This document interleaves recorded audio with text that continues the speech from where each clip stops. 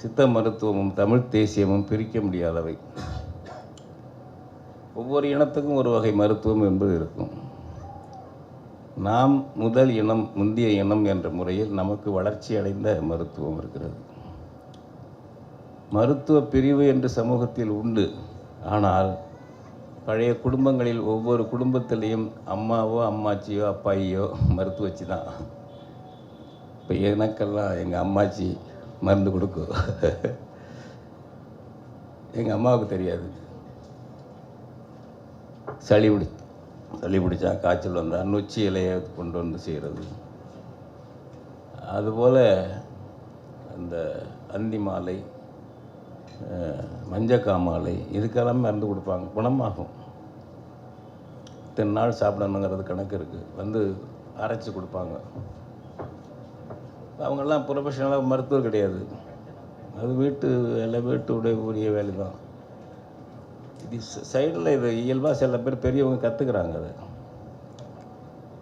அடுத்தது சாதாரணமாகவே தெரியும் எப்படி இருக்கும், என்னென்ன பண்ணாக்கா சளி பிடிக்கும், எதை செய்யக்கூடாது குழந்தைக்கு இந்த குடும்பத்தில் பெரியவர்களுக்கு தெரியும். இப்போ அதெல்லாம் கூட சளி பிடிச்சிருக்கா இல்லையான்னு சோதனை சாலையில் போய் பார்த்தா தான் நம்ம பொண்ணுகளுக்கு மன நிம்மதி ஏற்படும். டெஸ்ட் எடுத்து அவங்க சொல்லணும், உண்மைதான் ஐயா சளி பிடிச்சிருந்த பிள்ளைக்கு அப்படின்னு சொல்லணும். நம்ம பிள்ளைகள் அப்படி இருக்கு, அப்படி சீர்கெட்டு போய் கிடக்கலாம் ஆணும் பொண்ணும். எனவே இந்த மருத்துவம் வந்து வளர்ச்சி பெறணும். இப்போ பகைவனை பார்த்தாவது கற்றுக்கொள்ளுங்கள் என்பது தான் நான் பல தடவை சொல்கிறது. அவன் ஆயுர்வேதம் என்பதை எப்படி வளர்க்குறான்? இந்தியாவினுடைய மருத்துவமாக வச்சுக்கிட்டு இருக்கான். நமக்கு உங்களுக்கும் எனக்கும் ஆயுர்வேதம் இருக்கா? அதுதான் தலைமை தாங்குது. அது கீழே ஒரு உட்பிரிவு மாதிரி வச்சுருக்கான் சித்த மருத்துவத்தை இந்திய அரசு. அதுக்கு பேர், அந்த துறைக்கு அந்த ஆயுர்வேதா வர்றதுக்கு மாதிரி சிமிலாரிட்டியில் ஆயுஷ் அதுக்கு பேர். நாம் இதை கேட்கணும். தமிழ்நாடு அரசே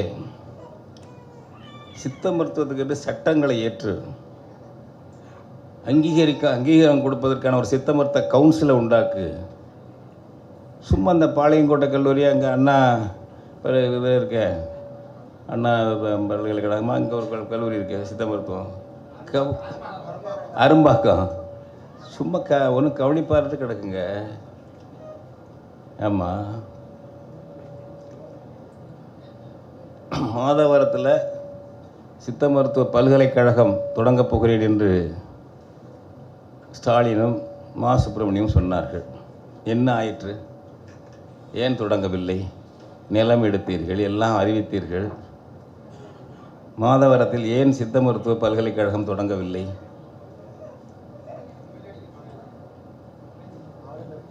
நம்மகிட்டேருந்து விழிப்புணர்ச்சி அவனுக்கு நிர்பந்தம் கொடுக்கல. மாதவரத்தில் சித்த மருத்துவ பல்கலைக்கழகம் தொடங்கணும்னா இப்போ நமக்கு அயலான் நமக்கு துரோகம் பண்ணுறான்டா என்று இந்த மக்கள் நம்மை காரி துப்புவார்கள் என்ற அச்சம் அரசியல்வாதிகளுக்கு கிடையாது. எப்படி வேணாலும் இந்த மக்களை மாற்றிக்கலாம், வளர்ச்சிக்கலாம், பணம் கொடுத்து ஓட்டு வாங்கிக்கலாம் என்று மக்களை கேவலமாக நினைப்பவர்கள் தான் தலைவர்கள், அரசியல் தலைவர்கள் தமிழ்நாட்டிலே. அவன் கேவலமாக நடத்தும்படி ஏன் நீங்கள் நடந்து கொள்கிறீர்கள்? இதுதான் கேள்வி. அவர்கள் கேவலமாக நம்மை நடத்தும்படி ஏன் நாம் நடந்து கொள்ள வேண்டும்? மானத்தமிழினம் அது இன்னும் மங்கிவிடவில்லையே. இந்த விழிப்புணர்ச்சியும் சேர்த்தே பெற வேண்டும். வெளிநாடுகளில் உள்ள தமிழர்கள் சித்த மருத்துவ அங்கீகாரம் வாங்கி கொடுக்கணும்னு கெஞ்சுகிறார்கள். இந்திய மருத்துவம்னா ஆயுர்வேதம் தான் வச்சுருக்கான். மலேசியாவில் கேட்டால், மற்ற நாடுகளில் கேட்டால், உங்கள் நாட்டிலேருந்து கேளுங்க அதுக்குங்கிறாங்க. மலேசியாவில் ஒரு இயக்கமே தம்பிகளை தொடங்கியிருக்காங்க, தமிழர் என்று எங்களை பதிவு செய்யுங்கன்னு அப்படின்னு. தமிழர் இந்தியன்னு தான் பதிவு செய்கிறான். இந்த சித்த மருத்துவம் மலேசியாவில், சிங்கப்பூரில் தமிழர்கள் எங்கெங்கே வாழ்கிறார்களோ அங்கெல்லாம் பரவ வேண்டும். அது அங்கெல்லாம் தமிழ்நாடு அரசு உதவி செய்யணும். நம்ம மருத்துவம் அது, அதையும் கவனத்தில் கொள்ள வேண்டும்.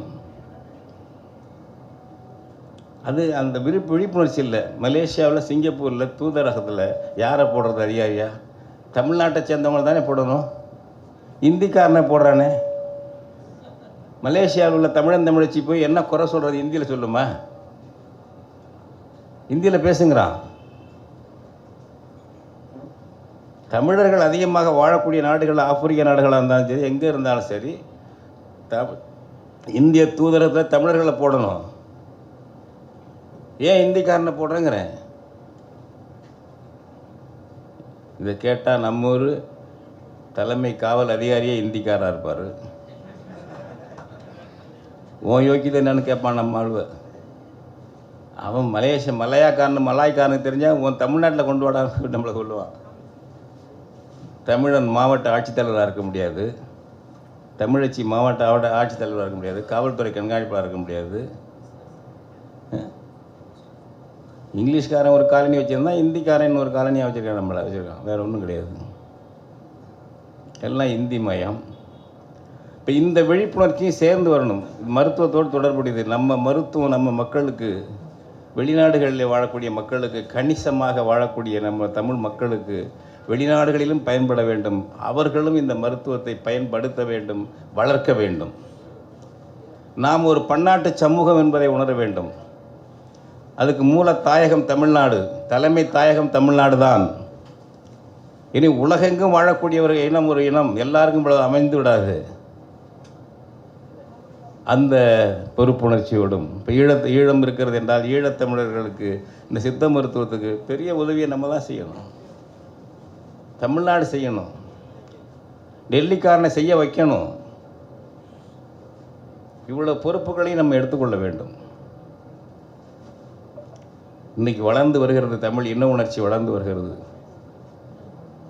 நாம கற்றுக்கொள்வதை விட பகைவன் நமக்கு கற்றுக் கொடுக்கிறான். நம்மை அடக்கி ஒடுக்கி இழிவுபடுத்தி இனப்படுகொலை செய்து அழித்து பகைவன் நமக்கு கற்றுக் கொடுக்கிறான். அந்த வகையில் அரசுக்கும் கோரிக்கைகள் வைக்க வேண்டும். மருத்துவத்தை, சித்த மருத்துவத்தை தமிழ்நாடு அரசு அங்கீகரித்து ஒரு சட்டம் போடு, ஒரு கவுன்சிலாக வை, அந்த துறையை நீ வளர்க்க வேண்டும். இந்த ஆயுர்வேதத்துக்கு உட்பட்டது போல் சித்த மருத்துவம் கொண்டு போகக்கூடாது. இதுக்கு தன்னாட்சியோடு உள்ள தனி பிரிவு வேண்டும், தனி அதிகாரிகள் வேண்டும் அனைத்து இந்திய அளவில் என்பதை நாம் கேட்பதை விட தமிழ்நாடு அரசு கேட்பது தான் வலுவாக இருக்கும். தமிழ்நாடு அரசை கேட்க வைக்க வேண்டும் நாம்.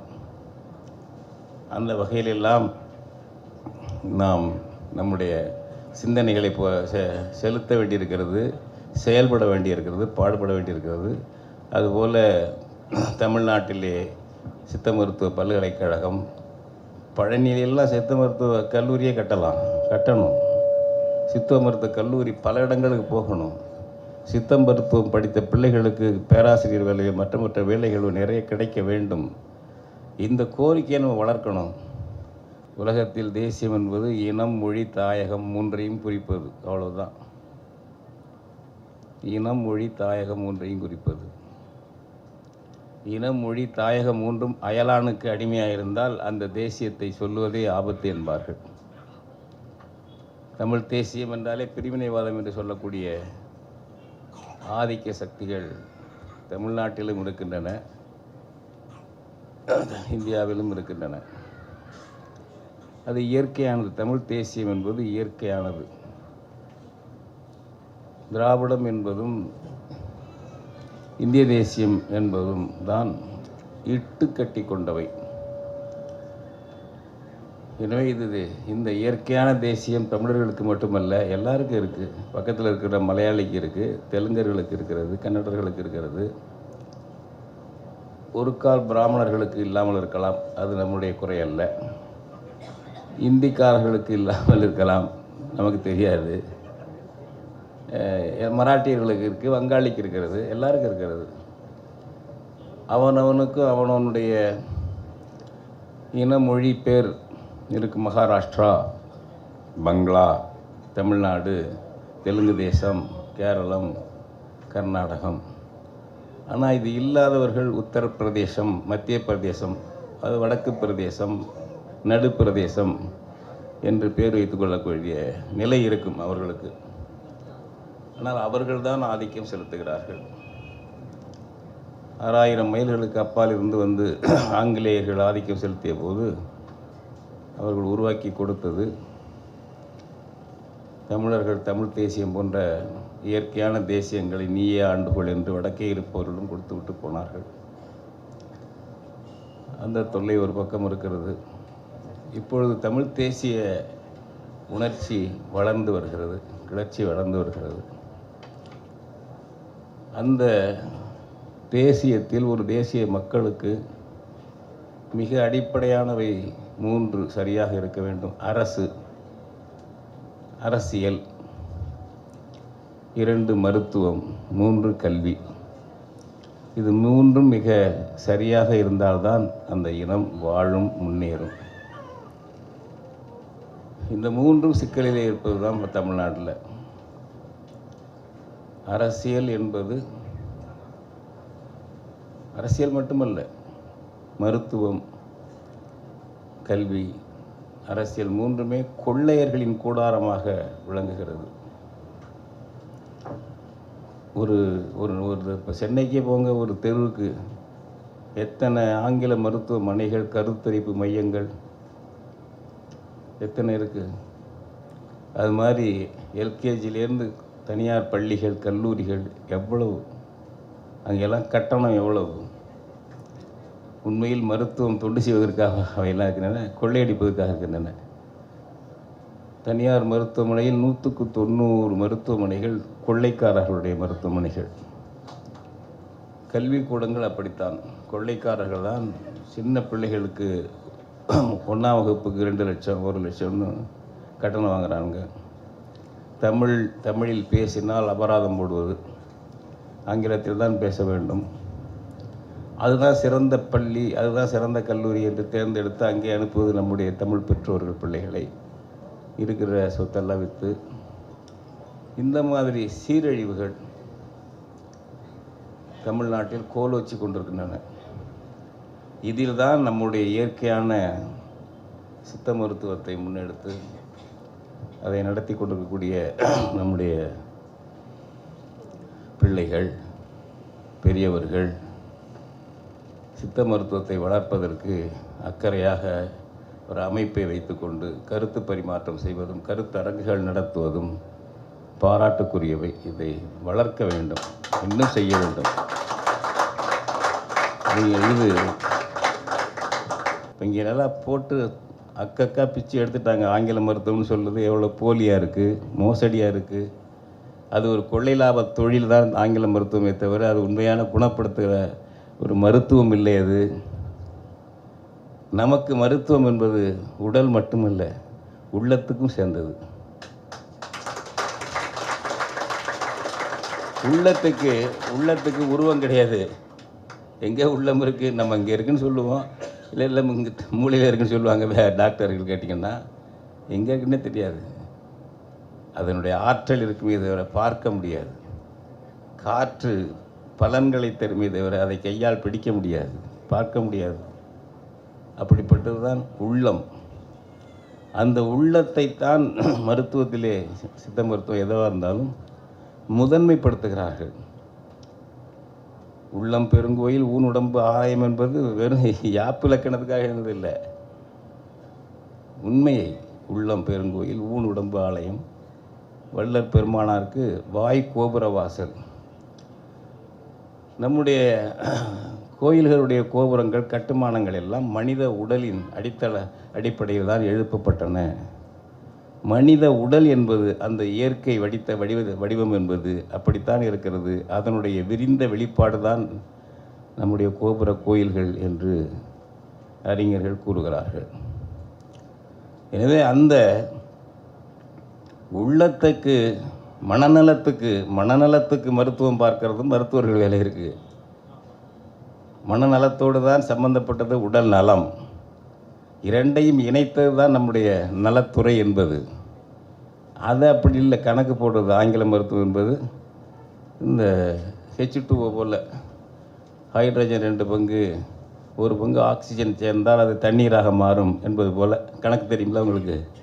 அந்த மாதிரி செய்கிற சேட்டை அதெல்லாம் உள்ளத்தின் பாதிப்புகள் உடலிலே வெளிப்படும், எல்லாம் செய்யும். நம்முடைய தமிழர் மறுமலர்ச்சியினுடைய பெருமானாக விளங்கியவர் வள்ளல் பெருமான் ஒரு உருவமற்ற வழிபாட்டு முறை, எல்லா மதமும் ஒன்றுதான் என்று ஒரு சமத்துவ சங்கத்தை தொடங்கியவர், சமரச சுத்த சன்மார்க்க சங்கம் என்று. மருத்துவராகவும் இருந்தார் அவர், மிகச்சிறந்த மருத்துவராகவும் இருந்தார். அது தேவநாத பிள்ளை என்று ஒருவருக்கு கடலூரில் உடம்புல கட்டி வந்துருச்சு. வள்ளலாருக்கு அவர் கடிதம் எழுதியிருக்காரு, துன்பப்படுறேன் தாங்க முடியலன்னு. ஒரு கடிதமும் கவரும் அனுப்பி விட்றாரு. அதில் அனுப்பிவிட்டு அது கவிதையும் ஒன்று எழுதுறாரு. இதுக்குள்ளே ஒரு மருந்தும் வச்சுருக்கிறேன், திருநீர் போல், அதை பூசிக்க. அப்புறம் கொவ்வை காயோடு இன்னொன்று சொல்கிறாரு, இதை சேர்த்து ரெண்டையும் கலந்து மேலே பூசு, உடச்சிக்கிட்டு சரியாக போயிடும் அப்படின்னு ஒரு கடிதத்திலே எழுதுறாரு. பல வகையான மருத்துவம் பார்க்குறாரு வள்ளலார். எனவே இது ஒரு தனி தொழில் என்பது அல்ல, இது சமூகத்தோடு இணைந்த ஒன்று, ஒரு கூறு, இது பிரிக்க முடியாத கூறு, இது சமூக இயங்கியலோடு இணைந்த ஒரு கூறு, நம்முடையது, நமது, நாம் என்று இணைந்து நம்மோடு இருப்பது சித்த மருத்துவம் என்பது. அப்படிப்பட்ட அந்த மருத்துவத்தில் பணியாற்றக்கூடிய நீங்கள் அமைப்பாக இருந்து ஒன்று அந்த மருத்துவ வளர்ச்சிக்கும் பயன்பட வேண்டும், தமிழர்களுடைய உடல் நலத்திற்கும் மன நலத்திற்கும் பாடுபடுங்கள். அதுபோல் ஒரு உரிமையுள்ள தமிழர்களாக நமக்கான தலைமை மருத்துவம் சித்த மருத்துவம் என்று அறிவிக்கக்கூடிய அதிகாரமும் ஆற்றலும் படைத்த இனமாக தமிழினத்தை மாற்றுவதற்கும் கருத்துக்கள் செலுத்துங்கள். இந்த சித்த மருத்துவ நிலையிலே இப்போ நானெல்லாம் பல ஆண்டுகளாக தவிர்க்க முடியாத நேரம் வேறு வழி இல்லை என்றால் ஆங்கில மருத்துவத்துக்கு போகுது, இல்லை என்றால் சித்த மருத்துவம், மரபு மருத்துவம் ரெண்டு இருக்குது. இல்லை சித்த மருத்துவம்னு சொல்கிறாங்க, மரபு மருத்துவம்னு சொல்கிறாங்க. எங்களை போன்றவர்களுக்கு ரெண்டும் ஒன்று தான், மரபு மருத்துவம். இப்போ எங்கள் குடும்பத்திலே என் பையன், எங்கள் மகனே மருத்துவம் பார்க்குறவராகவும் இருக்கார். செந்தமிழன் செம்மை வனம் என்று வைத்து அங்கே பார்த்துவோம். தவிர்க்க முடியாத நிலையில் இருந்தால்தான் இந்த பெரிய சீரியஸாக அதற்கு போகணுன்னா அவரே சொல்லுவார் போங்கன்ட்டு. அந்த மாதிரி தான் போவோம். அந்த மாதிரி கடைபிடித்து கொண்டு தான் இருக்கிறோம். அது பலன் இருக்கிறது. கொள்ளையர்கள் நம்ம பணத்தை கொள்ளையடிக்காமல் இருக்கவும் பாதுகாப்பாக இருக்குது. இல்லைன்னா ஆங்கில மருத்துவ கொள்ளையர்கள் அடிச்சுட்டு போயிடுவோம். கல்வி மருத்துவ கொள்ளையர்கள், இந்த பக்கம் அரசியல் கொள்ளையர்கள், 3 கொள்ளையர்கள் தமிழ்நாட்டை ஆதிக்கம் செய்து கொண்டிருக்கிறார்கள், பரவி இருக்கிறார்கள். இந்த 3 கொள்ளையையும் மாற்றி தமிழ்நாட்டை சீர் செய்ய வேண்டியதும் நம்முடைய பொறுப்பு என்று சிந்தியுங்கள், செயல்படுங்கள். வாழ்த்துக்கள். நன்றி.